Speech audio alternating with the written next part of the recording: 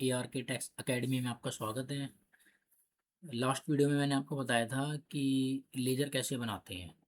आज मैं आपको बताऊंगा कि टैली प्राइम में इन्वेंट्री या फिर आइटम प्लस यूनिट कैसे क्रिएट करते हैं। ये मैंने टैली ओपन की हुई है, या फिर इसको मैं एक बार बंद करके क्लोज कर देता हूँ, आपको दोबारा दिखा देता हूँ। ये टैली मैंने सिलेक्ट करके ओपन कर ली है एंड गेटवे ऑफ टैली पे आ चुके हैं।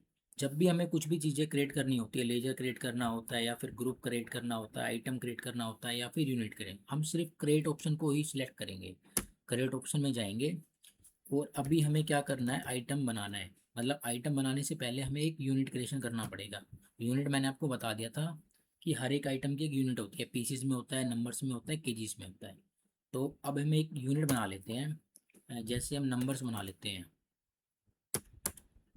भाई कॉमन है, ये बिल्कुल हर किसी के लिए अप्लीकेबल हो सकती है। नंबर्स ऑलरेडी एग्जिट दिखा रहा है, कोई नहीं, एक बार हम देख लेते हैं इसको कि ये शायद बना दिया होगा हमने। और देखने के लिए हमें ऑल्टर में जाना है।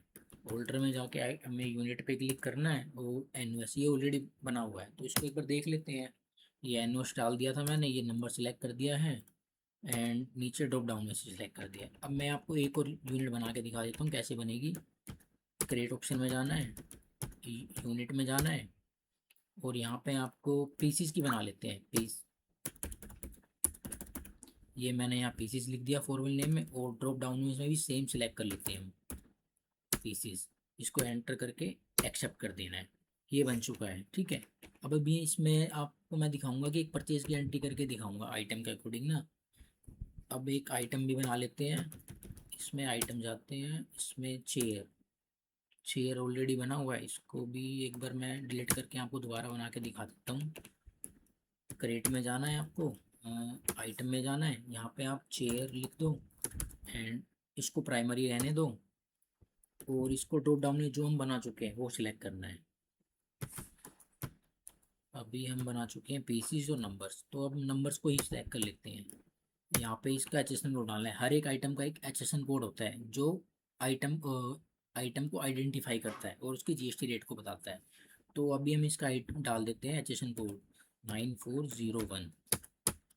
और स्पेसिफाई डिटेल में भी हम स्पेसिफाई हेयर करके डिटेल डाल देते हैं कि इस पर जीएसटी रेट कितनी एप्लीकेबल है। 18% इस पर जीएसटी एप्लीकेबल है। इसको डाल के एंटर करना है। यहाँ पे आपके पास अपने पास तीन ऑप्शन होते हैं, कैपिटल गुड्स एंड सर्विसेज।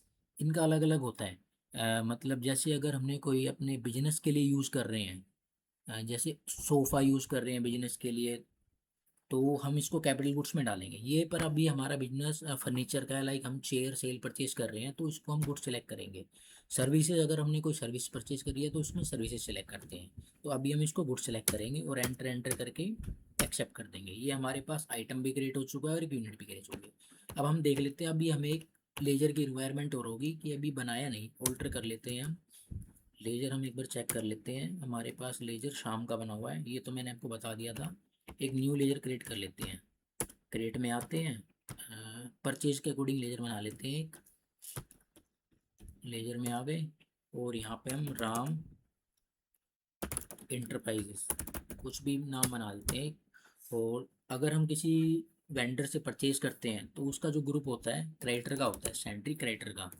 ये ग्रुप, इसकी मैं एक सेपरेट वीडियो बना दूंगा जिसमें ये बता दूंगा कि ग्रुप कब कब कौन सा सिलेक्ट किया जाता है। तो अभी आप यहाँ से ड्रॉप डाउन में से सेंट्री कैरेक्टर सेलेक्ट कर लो और एंटर एंटर करके इसकी जो भी डिटेल है वो डिटेल प्रॉपर मेंशन कर लो। यहाँ पे इसका जीएसटी नंबर भी होगा, क्योंकि अगर हम B2B बिजनेस कर रहे हैं तो जीएसटी नंबर यहाँ पे इसका मेंशन कर देना। अभी मैं सिर्फ एक ऐसे ही कुछ जीएसटी नंबर डाल देता हूँ इसका।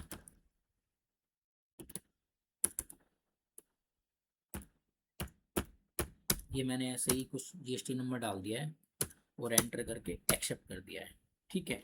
ये अब हमारे पास लेजर क्रिएशन भी हो चुका है। अब हम चलते हैं परचेज की एंट्री में, वाउचर में चलते हैं अब हम यहाँ से। अब ये वाउचर हमारे पास एक पेमेंट का खुला हुआ है। अब हमें राइट साइड में से क्या करना है, परचेज का वाउचर ओपन कर लेना है। परचेज, ये हमारे पास परचेज का वाउचर ओपन हो चुका है। तो अगर हम किसी से परचेज करते हैं तो वो हमें इन्वॉइस देता है। अब उस इन्वॉइस में क्या होता है, बिल में क्या होता है कि इन्वॉइस नंबर होता है जो बिल को आइडेंटिफाई करता है। तो हमें यहाँ पे कोई भी एक इन्वॉइस नंबर डाल देंगे। अभी हम इसमें 001 कर देते हैं कि इन्वॉइस नंबर हमारे पास 001 आया है। और हमने राम इंटरप्राइजेज से चेयर परचेज की है। तो यहाँ पे डिटेल डिस्प्ले करता है, वो यहाँ पे एक बार क्रॉस चेक कर लेना। और यहाँ पे ड्रॉप डाउन में से परचेज जीएसटी सेलेक्ट कर लेना। ये भी मैंने बनाया हुआ है, मैं दिखा देता हूँ। यहाँ से अगर बनाना है आपको, ओल्ट सी करके बना सकते हो, यहाँ पे शॉर्टकट की होती है। तो अभी हम इसको ऑल्टर करके देखते हैं हमने क्या बनाया है। जो लेजर हम बना चुके हैं उसको कंट्रोल प्लस एंटर करके देख सकते हैं। यहाँ से कंट्रोल प्लस एंटर करना है आपको, ये लेजर ओपन हो जाएगा। अगर इसमें कुछ करेक्शन करनी हो तो हम कर सकते हैं। मैंने यहाँ पे लेजर बनाया एंड परचेज अकाउंट सेलेक्ट कर लिया, ठीक है। जीएसटी अप्लीकेबल कर दिया है मैंने इसमें। यहाँ पे आपको एचएसएन कोड नहीं डालना है, क्योंकि हम आइटम में एचएसएन कोड डाल दिया है, हम डाल चुके हैं। तो इसको एज पर कंपनी ग्रुप रहने देना है। और जीएसटी रेट भी हमें यहाँ पे एज पर कंपनी ग्रुप रहने देना है, यहाँ पे भी हमें कुछ नहीं करना है। और सेम इसको एंटर करना है और यहाँ पे गुड सेलेक्ट करना है। इसको एंटर एंटर करके एक्सेप्ट करना है। हमें यहाँ पे जीएसटी और एचएसएन कभी नहीं डालना है, क्योंकि जो जीएसटी की कैलकुलेशन होती है या फिर अपना एचएसएन की जो कैलकुलेशन होती है वो आइटम के अकॉर्डिंग होती है, ना कि इसकी। क्योंकि अभी हम आइटम वाइज एंट्री करने हैं। एंटर कर दो, इसको एक्सेप्ट कर दो। अब इसमें से आप चेयर को सिलेक्ट कर लो जो हमने परचेज करा है। यहाँ डिस्क्रिप्शन आप डाल सकते हो जो भी आपको लगे डालना है। तो यहाँ पे हमने 10 नंबर्स खरीदे हैं, 10 चेयर खरीदी हैं। और रेट हम कुछ भी ले लेते हैं, लाइक 1200 रुपये ले लेते हैं, चलो 1200 रहने देते हैं। और ड्रॉप डाउन में से अब हम सिलेक्ट कर लेते हैं टैक्स। अब राम हमारा लोकल था, मतलब कि विद इन स्टेट था। कंपनी भी ये हरियाणा की है और राम भी हरियाणा का है, तो इसमें लोकल टैक्स लगेगा, मतलब सीजीएसटी और एसजीएसटी सिलेक्ट करना है हमें, ठीक है। आपको आना है इसके नीचे, एंटर करके यहाँ से सिलेक्ट करना है सीजीएसटी। मैंने ये बना रखा है आउटपुट एसजीएसटी। तो मैं जी परचेज और सेल का हमेशा सेपरेट बनाता हूँ टैक्स। तो आपको भी सेपरेट बनाना है, क्योंकि बाइफरगेट करने में फिर उसमें दिक्कत नहीं आती कभी ना। तो यहाँ पे भी आप सेम शॉर्टकट की यूज़ कर सकते हो, ओल्ट प्लस सी, लेजर क्रिएशन के लिए। तो लेजर के लिए भी हो जाएगा ये ऑप्शन और आइटम के लिए भी हो जाएगा, पर हमें सेपरेट उस जगह पे जाना पड़ेगा जो हमें क्रिएट करनी है। अभी हम लेजर पे हैं तो लेजर क्रिएशन में आएगा ये। तो अभी आपको यहाँ पे इनपुट सीजीएसटी क्रिएट करना है। इनपुट सीजीएसटी हो गया। ये ड्यूटी एंड टैक्सेस में आता है, टैक्स हमेशा हमारा ड्यूटी एंड टैक्सेस में आएगा। एंड जीएसटी सिलेक्ट कर लो इसको, और जो भी हमने ऊपर बनाया है सीजीएसटी सेंट्रल टैक्स का बनाया तो इसको सिलेक्ट कर लो। यहाँ पे भी आपको टैक्स की कैलकुलेशन नहीं डालनी है, क्योंकि हम आइटम में डाल चुके हैं ऑलरेडी। और इसको नॉर्मल राउंडिंग कर देना है, या आप नोट अप्लीकेबल कर सकते हो। नॉर्मल राउंडिंग का मतलब ये होता है कि जो टैक्स की फिगर होती है वो आपकी पॉइंट में नहीं आएगी फिर। इसको एंटर करना है, एंटर करना है, एंटर करना है, ठीक है। अब ये आ गया हमारा सीजीएसटी। अब हम एसजीएसटी, एसजीएसटी भी हमें बनाना पड़ेगा, सेम प्रोसेस करना है, ओल्ट प्लस सी का। और यहाँ पे input SGST, duty and taxes रहेगा। एंड यहाँ पे जीएसटी सिलेक्ट करना है ड्रॉप डाउन में से। यहाँ पे आपको स्टेट टैक्स सिलेक्ट करना है, और यहाँ पे 0 रहेगा। इसको भी नॉर्मल राउंडिंग करना है और एंटर एंटर करके इसको भी, ये हमारा ये देखो इसने ऑटोमेटिक टैक्स कैलकुलेशन कर चुका है जो हमने इसमें डाली थी रेट आइटम में। तो ये हमारा बिल, हमारी एक एंट्री पास हो चुकी है। इसको हम देख सकते हैं एक बार, इसको एंटर करके एक्सेप्ट कर देते हैं। ये हमारी एंट्री पास हो चुकी है। अब हम चलते हैं, इसको हमें देखना है कि कैसे देखेंगे। तो हमें जाना है डिस्प्ले में, डिस्प्ले मोर में जाना है, फिर हमें जाना है अकाउंट बुक में जाना है।